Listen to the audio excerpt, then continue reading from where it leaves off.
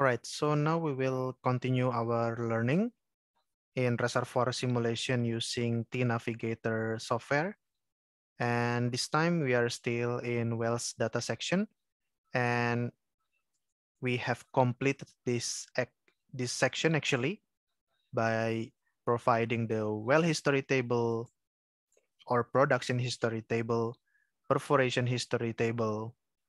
All right, these two tables, and then we provide with development strategy. We set the global rules and also the rules for each time step. So we have the time steps, and we don't provide with the VFP, okay, to make the simulation simpler and faster. And the summary of all of those operations are registered here. So this operations, for example, the well specification for the 33 wells, and we also have well track or trajectory for all the wells, and also the com.md or the perforation MD. Okay, and all the descriptions like here, well name, upper measured depth coordinate for connection. This is the lower or upper perforation and bottom perforation. This is the type of entered interval, open, and this is the wellbore diameter. And the next operation is comprod or order of well connections. And WConHints or well history, production history, and operating target, well control. Okay, for each time step. So here, April 2014, and this one, May 2014. Okay. By the way, if you want to check again the data, the date data, if we check the table, for example, if I want to check again, day, month, and year. Okay, so it's actually day, month, and year. Okay, so I have 5 dates only. So it's actually 5 January 2014. Okay. All right, so far so good. So after completing this wells data section, now we need to go to cases. Okay, here, this is a very, very important section because now here we will set all of our case. We manage the case here. So here I only have one case, which is called dynamic model. And this is the result. Okay, I only have one case, one scenario. You can also put it that way. If you want to create another case, you can right click, create new model, or you can also right click here in dynamic model. You can create new model, create new child model, duplicate, or duplicate to child. You can also add existing result, rename if you want to put some comments, or you can also create forecast from this case. Okay, if I right click here, I only have one, create new model. Okay, it's really a new model, so everything can be different from the dynamic model existing here. If I just want to duplicate, then I can right click and click duplicate. But if you want to make it here in the child tree, you can right click and create new child model. So I will have new child model, which means another model, new model, but it is still connected to this bigger case. Okay. But if I want to make duplicate and then just do few modifications. I prefer using duplicate to child. Okay, I will duplicate the case and I will make it inside this big case. Okay, and it is duplicated, so I can just modify some parameters a little bit to give me a sense of what will be the impact when I change some parameters.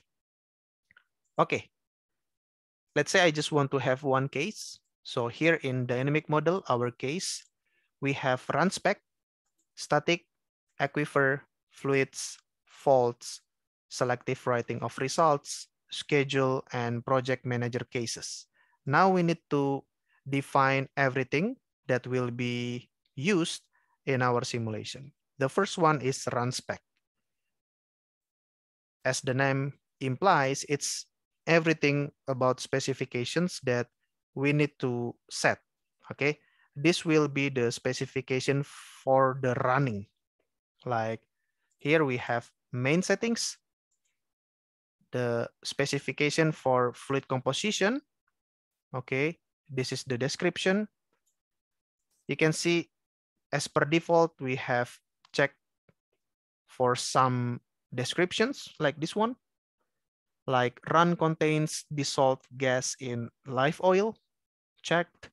Run contains gas, if yes, then check. Indicates that the run contains oil, check. Run contains water, check. Okay, you can also open this one if you want to know about that. This is for fluid composition only. For dimension, you can read it, but of course, it is quite tedious. Too many things to read, okay? That's why tNavigator helps us to set all the required specification by just clicking this one, autofill run spec section. Okay, this will be autofill the everything that is required for our case. So just click and everything is done. Okay, so we can trust the tNavigator have already selected everything that is necessary. If you want to read the messages, click this one, messages. Okay. So if you check this one, the last messages, you see autofill run spec. So autofill run spec have been clicked. Set specify run title. So the title dynamic model, set table dimensions, table dimension, this one, tab dims, number of saturation table only one, maximum number of RS or RV 20, number equation of state regions for reservoir condition 1, number of rock tables 1, all right? Everything has been set after clicking this autofill. So don't worry about that. Okay, if you want to open, you just click. If you want to close the messages, you just click again. Now the static. Here we will select all the static properties that have been imputed that we want to use in our simulation. Okay, we will get that from this current grid. I only have one grid, which is main grid. And now we will click this one, insert new, and I will select all the static properties that is very, very required in my simulation.